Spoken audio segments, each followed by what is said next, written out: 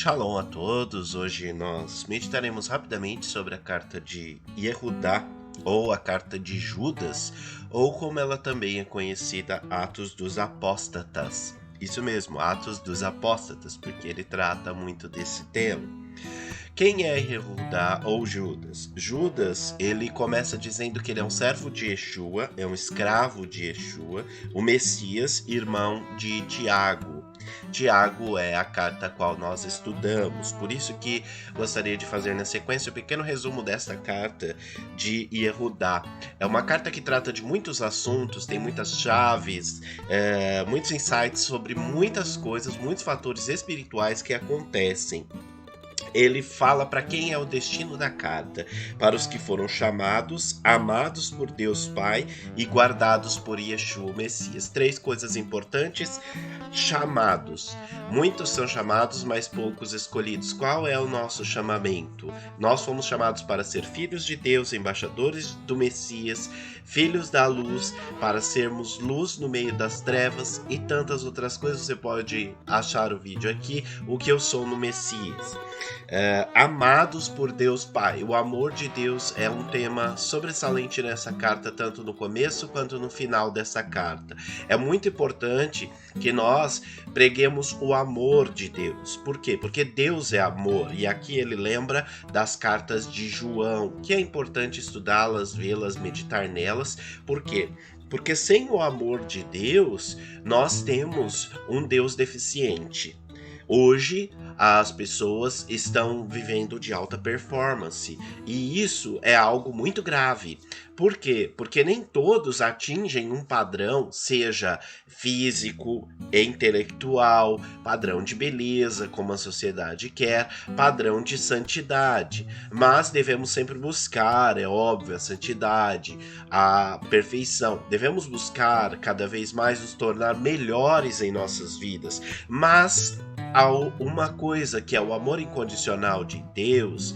Ele é essencial para uma vida equilibrada, para uma vida que ela vai trazer a bênção do eterno sobre as nossas vidas. Por Deus o Pai, a figura paterna, somos filhos de Deus, nascidos de novo no Messias Yeshua, ou em Cristo Jesus, como você estiver mais acostumado a ouvir.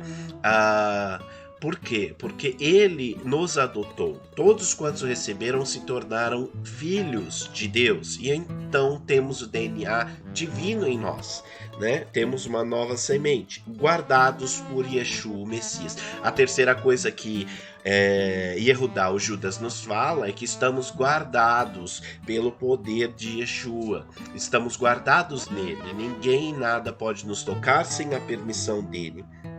Você pode orar essa carta também. Você pode orar estes versículos.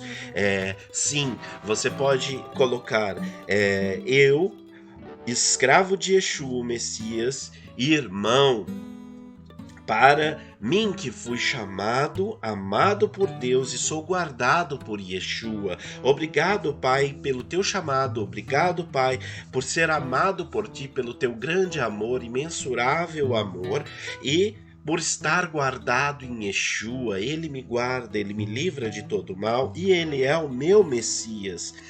Que a misericórdia, o amor e a shalom de vocês seja em plena medida. 3 coisas novamente que Yehudá, que Judas coloca na sua carta. Misericórdia. Misericórdia é ser movido pelo cardio, ser movido pelo coração. É a compaixão. Amor, novamente ele repete aqui a palavra amor. O amor que temos uns pelos outros, o amor que temos pelo Pai Celeste, deve cada vez mais estar em plena medida. Devemos ser cheios de amor. E a shalom. A shalom é a paz. Shalom é paz em hebraico, mas significa muitas coisas e muito mais que isso. Sejam de vocês em plena medida. Sim, essa paz que nós sentimos em nossa alma, em nosso espírito, deve estar em plena medida. E aí ele diz: queridos amigos, estava ocupado escrevendo a vocês acerca da salvação que compartilhamos. Primeiro, o objetivo da carta era falar sobre a salvação em Yeshua, o Messias.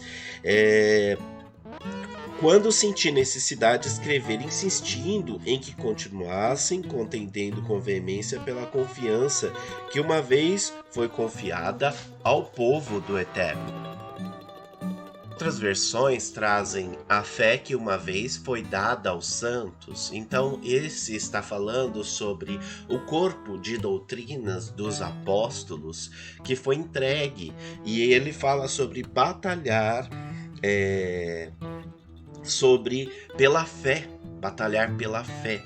E aqui tem uma implicação muito grande sobre estarmos firmes na nossa fé e também batalharmos por essa fé e por aquilo que acreditamos, por aquilo que cremos na palavra do Eterno. Pois certos indivíduos já se haviam sido sentenciados muito tempo atrás para essa condenação, infiltraram-se no meio de vocês, pessoas ímpias que pervertem a graça divina ao transformá-la para licença, para devassidão, e renegam o único mestre e Senhor, Yeshua, o Messias. Aqui ele coloca que essas pessoas estavam pregando o que às vezes é chamado de graça barata. Mas na verdade eles não estão pregando a graça. Eles estão pregando libertinagem. Eles estão pregando que as pessoas podem fazer tudo o que elas quiserem e que isso não importa. E que essas coisas não vão afetar a vida espiritual delas. A graça divina, ela aceita você como está e ela transforma você naquilo que o Eterno quer que você seja. E isso, óbvio, só vai ser plenamente cumprido na eternidade futura. Mas eles transformavam a graça em licença para a devassidão. Ou seja, eles falavam que porque está debaixo da graça, você pode fazer tudo o que você quiser. Mas não só isso, eles renegavam o único mestre e Senhor. Ou seja, eles deixavam de aprender do Messias, de Cristo, e eles também rechaçavam o senhorio de Cristo. Isso é muito importante, o senhorio de Yeshua. O que é ser senhor? É aquele que é o dono dos escravos, aquele que é o dono da vida das pessoas. Yeshua, o Messias. E eles renegavam Yeshua, o Messias. Então todo aquele que renega Yeshua, o Messias, nós devemos não ouvi-los, deixar de ouvi-los. Por quê? Porque eles não têm o fundamento. Pelo que de fato vocês já terem conhecimento de tudo isso, meu propósito é somente lembrar-lhes que Adonai libertou um povo do Egito, destruindo posteriormente os que não creram, os que não confiaram. Lembre-se de que o povo de Israel foi tirado do Egito com a mão forte, com poder, e aqui ele lembra toda a história de Israel, das pragas e tantas coisas, mas eles não confiaram. Ou seja, qual é o fundamento da segurança, da libertação e de não ser destruídos? É confiar no Eterno. E os anjos que não mantiveram sua autoridade originária, mas abandonaram sua própria esfera, ele os mantém em trevas, presos com correntes eternas para o juízo do grande dia. Kefa também vai falar nisso na sua carta. Aqui nós estamos falando de que nós vamos ver que esses anjos, eles deixaram o seu estado natural e abandonaram o propósito para o qual foram criados. E eles falam que esses anjos estão guardados com correntes eternas para o juízo do grande dia. Existem vários tipos de shedins, de demônios que estão soltos, mas esses anjos estão ali guardados em juízo, estão presos. E Sodoma e Amorás, Sodoma e Gomorra e as cidades ao redor, seguindo padrão semelhante ao deles. Então, esses anjos incluem também alguns anjos que deixaram o seu padrão, cometendo pecados e perversões, jazem expostos como advertência do fogo eterno, esperando por aqueles que devem ser punidos. Então, é um lugar onde essas pessoas estão aguardando juízo. Alguns falam que é o Hades, ok? Essas cidades, elas cometeram pecados graves e abandonaram o eterno. E nós vemos isso tudo, a síndrome de Lúcifer. Da mesma forma, essas pessoas com suas visões contaminam a própria carne, rejeitam a autoridade divina e insultam os seres angelicais. Então, essas pessoas vivem de visões e não da visão baseada na palavra, contaminam sua própria carne. Embora muitas vezes eles sejam legalistas, eles, na verdade, acabam se descobrindo, como muitos escândalos têm vindo à tona de alguns que dizem que eram servos de Jesus, de Yeshua, e eles rejeitam a autoridade divina.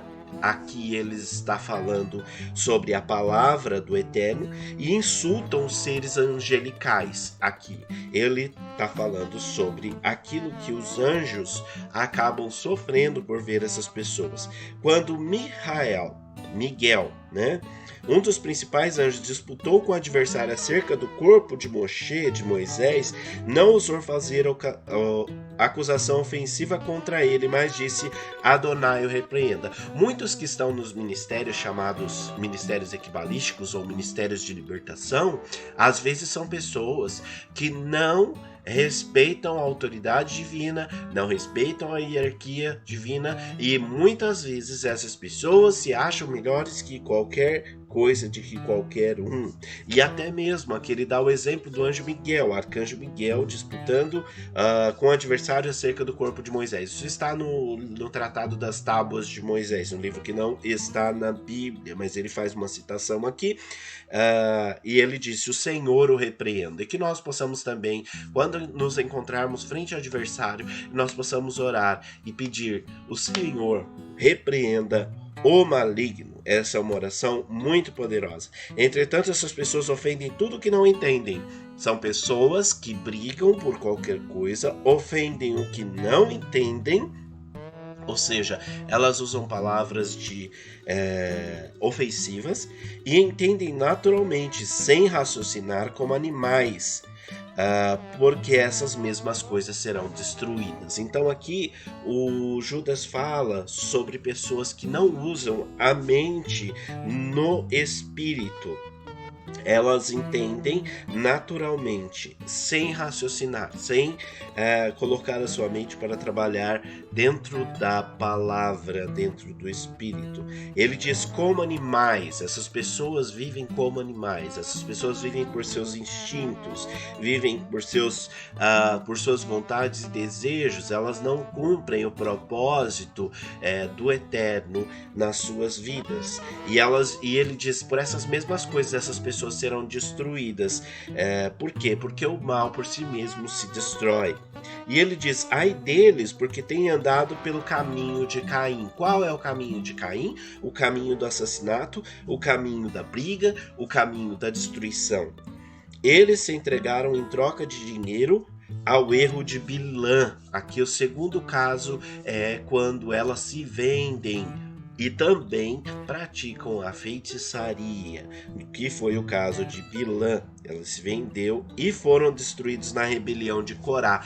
A rebelião de Corá nos lembra que nós devemos ser submissos à palavra de Deus e à vontade dele. Esses homens são manchas de sujeiras nos seus encontros festivos para fomentar o amor. Então ele diz que essas pessoas entram em nossas festas para sujar, para trazer impureza, para trazer maldade. E eles, as nossas festas de amor, partilham das suas refeições sem escrúpulos. Ou seja, elas estão no nosso meio, mas não deveriam estar, enquanto cuidam somente de si mesmos. São pessoas egoístas. O que mais tem no final dos tempos são pessoas que cuidam somente de si mesmos. As pessoas estão cada vez mais egoístas, olhando para o próprio umbigo, cuidando do próprio corpo, da própria vida, e tentando ser milionários, tentando ser bilionários, tentando ter isso, ter as coisas, olham apenas para si. São nuvens sem águas, impelidas pelo vento. Que coisa mais horrível, né? Uma nuvem sem água, ou seja, é só aparência. Não tem nada, não tem conteúdo, não tem a essência divina, não tem a essência da palavra do Eterno. Essas pessoas, elas apenas têm aparência. A nuvem pode ser até bonita, mas o propósito da nuvem é fazer chover, é trazer umidade. Essas pessoas não têm conteúdo. Árvore sem fruto mesmo no outono. Lembra-se da figueira que Yeshua amaldiçoou porque tinha folhas e não frutos? Ela deveria ter os primeiros frutos. E ela não tinha. No entanto, essas pessoas são como árvores no outono, ou seja, na estação de frutos, mas não tem frutos. E quais frutos ele está falando aqui? São os frutos do Espírito, são os frutos de santidade, são os frutos do amor, são os frutos da paz, alegria, bondade, humildade, mansidão, domínio próprio, fé, fidelidade, temperança, uma mente renovada, frutos de louvor, que é o frutos dos lábios que confessam o nome de Yeshua, os frutos da bondade, da caridade, da verdade. Esses frutos essas pessoas não têm, elas estão duplamente mortas. Por quê? Estão mortas espiritualmente e fisicamente não passam de zumbis. Eles são os zumbis espirituais. Estão vivos, mas estão mortos, pois foram desenraizadas. Elas não têm raízes profundas, elas não têm raízes no Messias. São ondas bravias do mar, apresentando seus atos vergonhosos como espuma. Além de tudo, são pessoas descontroladas, pessoas histéricas, pessoas que elas não têm controle nenhum e elas apenas mostram o seu pecado, a sua maldade. Ele diz: estrelas errantes para as quais estão reservadas para sempre a mais densas trevas. Uma estrela errante é uma estrela caída. Aqui ele está falando também do mesmo pecado que atingiu Lúcifer, que atingiu o Satã. Ele é uma estrela caída, assim como um terço das estrelas, como diz no Apocalipse, caíram. Elas são estrelas sem destino, sem rumo. Elas estão em trevas. Além disso, Enoque, na 7ª geração a partir de Adão, profetizou acerca desses homens, dizendo: vejam, Adonai veio com miríades de santos para executar o juízo contra todos, isso é, condenar todos os ímpios por todos os atos iníquos cometidos perversamente e por todas as palavras ríspidas que esses pecadores ímpios falaram contra ele. Aqui há algo interessante porque ele cita o livro de Enoque, embora o livro de Enoque ele não está entre os livros canônicos, mas ele está mencionando Enoque 1:9, o texto de Enoque 1, uma compilação de escritos de vários autores que viveram nos séculos da Era Comum, um dos pseudo-epigrafados, livros judaicos atribuídos a figuras famosas tais como Enoque, na 7ª geração a partir de Adão, Gênesis 5:1. E tal atribuição não era com a intenção de enganar, mas com a intenção de honrar, ou um meio de identificar a mensagem do autor real com o caráter e atividade daquele a qual se referia, como acontece com o escritor de uma novela ou um documentário que coloca supostas palavras na boca de George Washington, por exemplo. A menção de Yehudá, um livro não canônico, não faz de 1 Enoque uma escritura inspirada, nem desqualifica a carta de Yehudá. Shaul mencionou autores pagãos também, Atos 17, 28 a 29 e Tito 1:12, e ninguém supõe que essas obras deveriam ser incluídas nas Sagradas Escrituras ou que as obras de Shaul deveriam ser excluídas delas, tá? Então, ele cita Enoque aqui. E por que devemos lembrar de Enoque? Porque Enoque foi um homem que andou com Deus e Deus o tomou para si. O livro é muito interessante para pesquisa, o estudo, e ele diz que o Eterno vem para executar juízo contra todos. Todos vamos comparecer perante o tribunal do Messias, outros vão comparecer perante o grande trono branco, outros são julgados já em vida. Então existem vários julgamentos, e diz condenar todos os ímpios. O que é ímpio? Aquele que se afastou do eterno, aquele que não segue o caminho do eterno e por seus atos iníquos. Iniquidade é pecado, é transgressão da vontade de Deus, cometidos perversamente. A perversidade tem aumentado, a maldade tem aumentado nos últimos dias. E por todas as palavras ríspidas que esses pecadores ímpios falaram contra ele. Toda vez que se levanta alguém para falar contra o Eterno, essas palavras, elas estão sendo registradas. E Yeshua disse, pelas suas palavras sereis condenados, pelas suas palavras sereis justificados. Então devemos tomar muito cuidado com a nossa língua, porque em Provérbios 18, 21 diz... a vida e a morte está no poder da língua, quem bem utiliza comerá do seu fruto. Essas pessoas vivem se queixando, e aí a murmuração é um pecado terrível.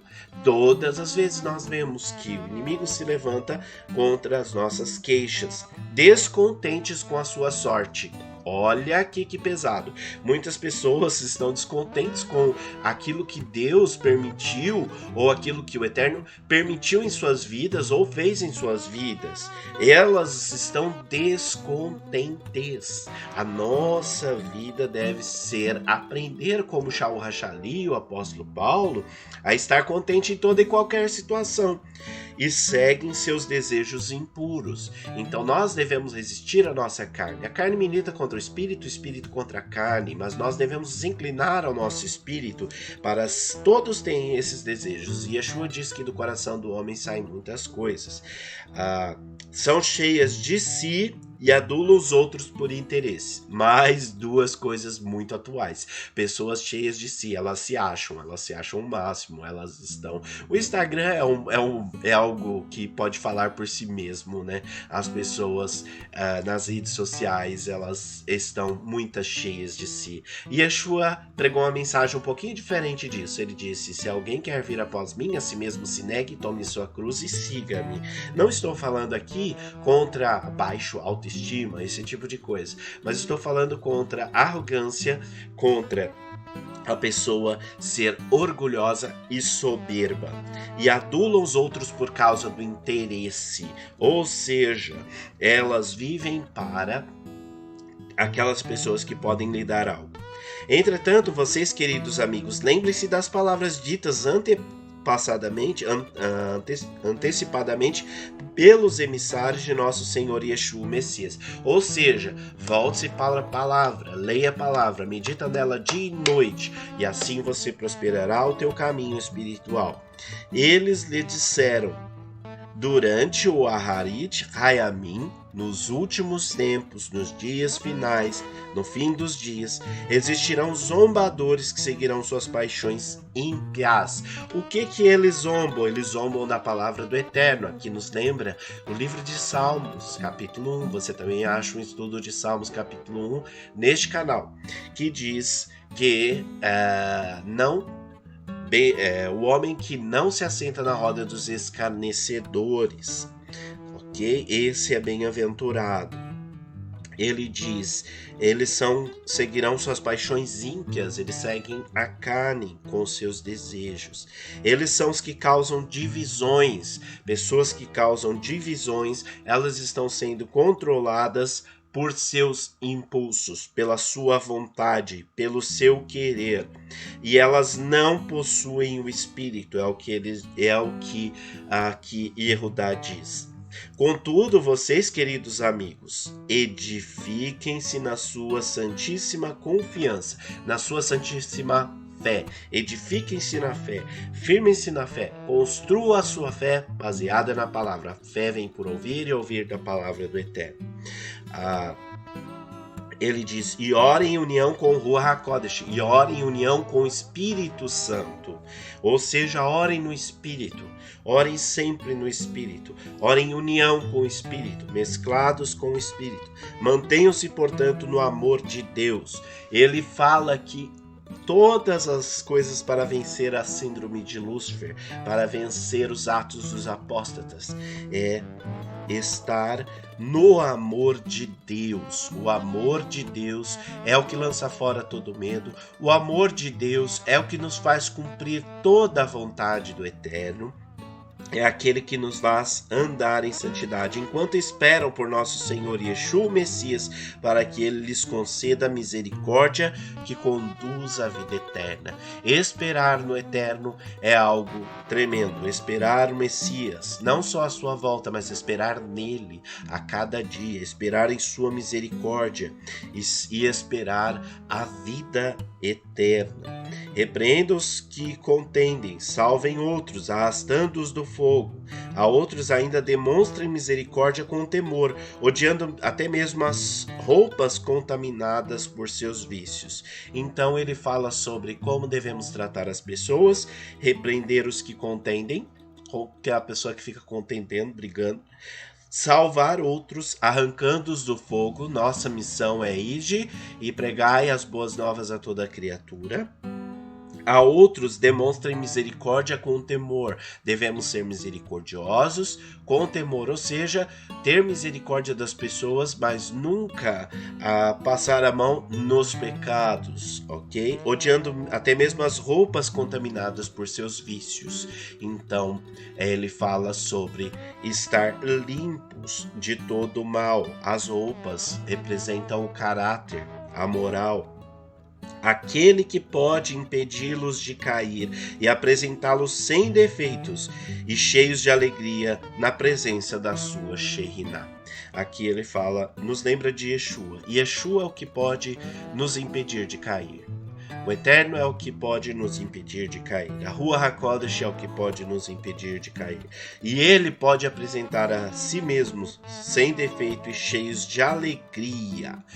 Quando estamos cheios de alegria na presença da sua Shekhinah.